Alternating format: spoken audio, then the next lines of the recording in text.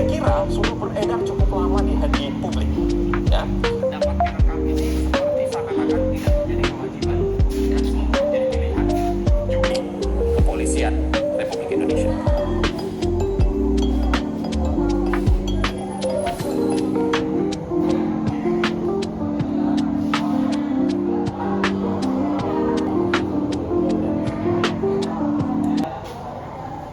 Nonton Dirty Part 2 nih. Bagaimana kawan-kawan semua? Kalau saya sih, kepala rasanya kayak baru diajak lari jauh tanpa pemanasan, penuh, berat, dan pusingnya bukan main. Informasi datang bertubi-tubi, argumen disusun rapi tapi nusuk, fakta dibuka satu-satu tanpa basa-basi. Di satu sisi, kita kagum sama keberanian yang disajiin, tapi di sisi lain, hati ikut sesak karena sadar realitas yang kita hadapi nggak sesederhana itu. Rasanya pengen berhenti sejenak, bengong sambil mengulang potongan demi potongan di kepala, coba mencerna apa yang barusan kita tonton. Habis itu suasana jadi hening, kita duduk, mata masih ke layar tapi pikiran kemana-mana. Dirty Part 2 bukan tipe tontonan yang selesai pas kredit muncul, karena efeknya masih nempel lama. Pusingnya berubah jadi resah, resahnya berubah jadi banyak pertanyaan tentang demokrasi, tentang nurani, tentang posisi kita sebagai warga yang sering kali cuma jadi penonton. Gak nyaman, ya. Capek mikir, ya. Tapi justru dari rasa gak nyaman itu muncul kesadaran kalau peduli itu perlu dan melek itu pilihan yang harus diambil meski rasanya berat. Assalamualaikum warahmatullahi wabarakatuh. Salam keadilan.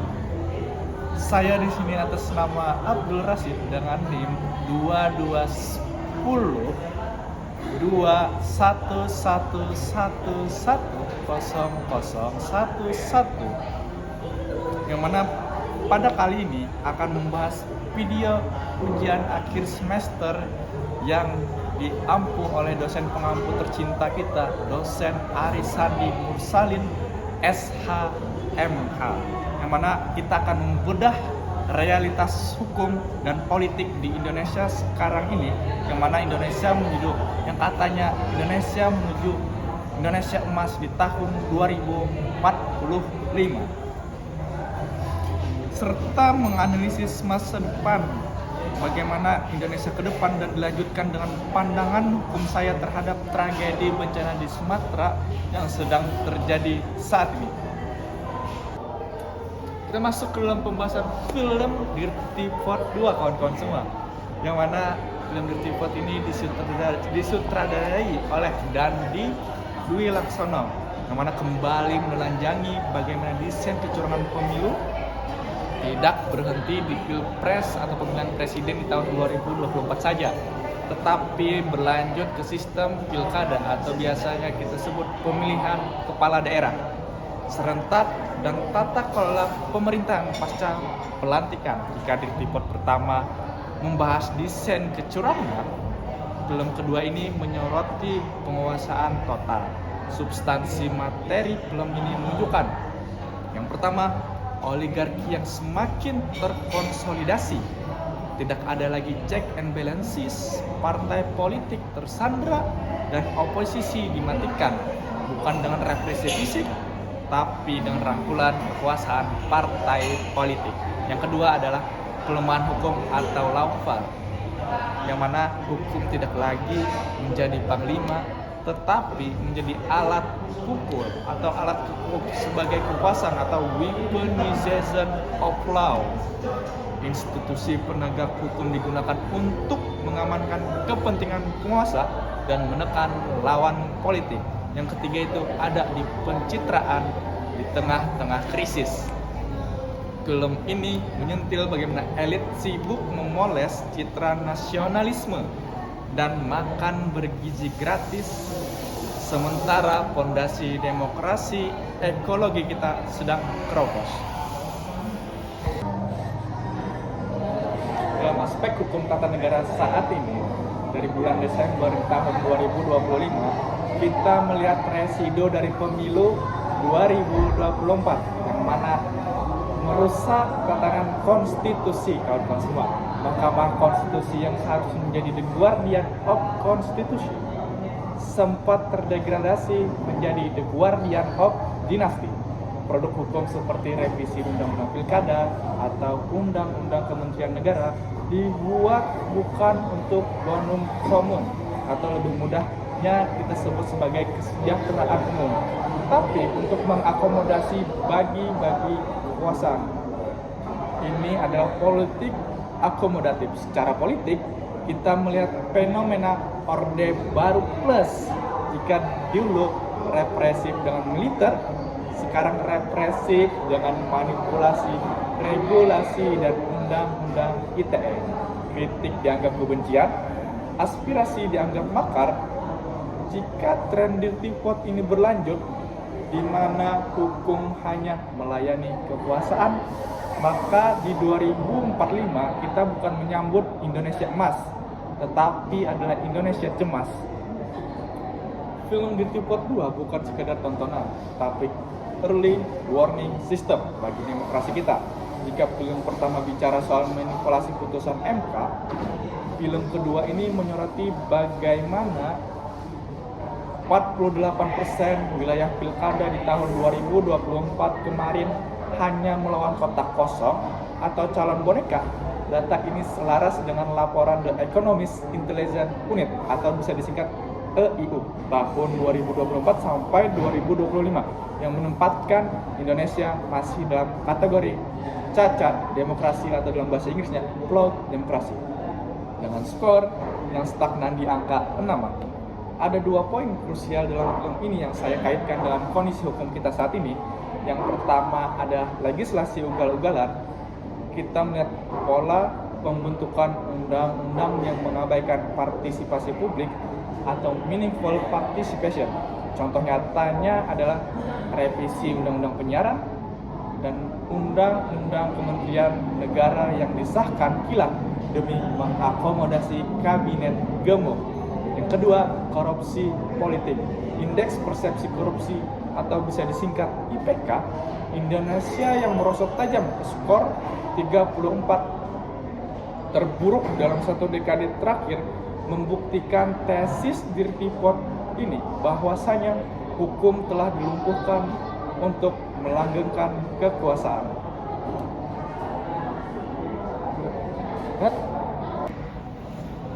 Lalu apa dampaknya bagi Indonesia emas di tahun 2045? Menurut atau berdasarkan data dari Bappenas, Indonesia butuh pertumbuhan ekonomi 6-7% untuk pertumbuhan ekonomi dari keluar middle contract. Namun dengan kondisi hukum yang terjadi di negara kita sekarang sangat-sangat kotor. Menurut incremental capital output ratio atau disingkat ICOR itu kita memiliki tinggi menyentuh angka 6,5. Artinya investasi di Indonesia itu mahal karena banyaknya pungli dan ketidakpastian hukum. Jika ini dibiarkan 20 tahun ke depan, bonus demografi menjadi bencana demografi. Tanpa kepastian hukum, investasi yang masuk hanya eksploitatif, pasar modal bukan padat karya, anak muda akan sulit mendapat kerja. Kenapa? Karena nepotisme merajalela. Lalu kerusakan lingkungan permanen, politik biaya tinggi, high politik atau high cost politik yang dibahas di Dirty Vote menuntut balas budi kepada donatur, contohnya pihak-pihak oligarki tambang atau sawit. Akibatnya hutan dihabiskan untuk membiayai politik. Di 2045 Kalimantan dan Sumatera mungkin sudah tidak layak huni. Yang ketiga yaitu ada bonus demografi gagal. Angkatan kerja muda di 2045 akan menjadi pengangguran massal. Karena apa? Karena industri padat karya enggan masuk karena akibat biaya siluman yang tinggi. Yang keempat ada negara gagal, yaitu failed state, ketika kepercayaan publik pada MK dan KPK hilang seperti tren survei indikator politik di tahun 2025. Maka di 2045 sengketa tidak lagi diselesaikan di pengadilan, tetapi di jalanan, atau bisa kita sebut chaos atau riots. Saran dan harapan saya sebagai calon ahli hukum, saya mendesak dikembalikannya marwah pasal 1 ayat 3 Undang-Undang Dasar 1945, yang mana negara Indonesia adalah negara hukum, bukan negara kekuasaan. Kita butuh rancangan undang-undang perampasan aset segera disahkan, bukan rancangan undang-undang yang menguntungkan elit. Sekarang saya akan masuk ke sesi khusus kawan-kawan semua, dimana sebagai mahasiswa hukum, bagaimana saya melihat bencana banjir dan longsor yang menewaskan lebih dari 1.000 saudara kita di Aceh, Sumatera Utara, dan Sumatera Barat pada akhir tahun 2025 ini. Apakah ini memang bencana alam atau ini ulah manusia? Nah, pemerintah berdalih ini adalah faktor cuaca ekstrim, siklon tropis Semeru dan La Nina. Namun sebagai calon sarjana hukum, saya menolak narasi tunggal tersebut, yang mana ini bukan murni kesalahan bencana alam atau acts of God, yang mana ini adalah akibat ulah kejahatan dari manusia, yang mana meminjam istilah soal tadi, yang mana ini bisa kita sebut sebagai ecological crime. Istilah seperti mereka meminjam istilah seperti congnak, bodoh, dan semena-mena. Pada faktanya kawan-kawan semua, BNPB dan Walhi mencatat deforestasi masif di hulu gas atau daerah aliran sungai Aceh dan Sumatera Utara.